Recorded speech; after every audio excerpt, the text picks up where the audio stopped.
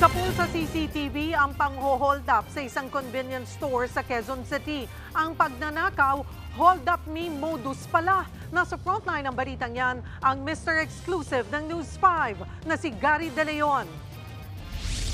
Sa CCTV ng convenience store sa Quezon City, makikitang nakatayo sa harap ng counter ang lalaking may takip ang mukha.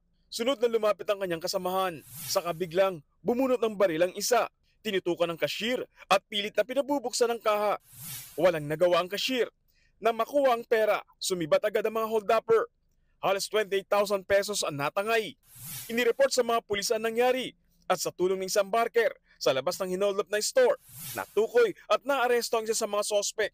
Siya si Kenneth, na dati palang empleyado ng naturang convenience store. Ikinanta niya ang 3 pang kasabwat kaya naaresto sila.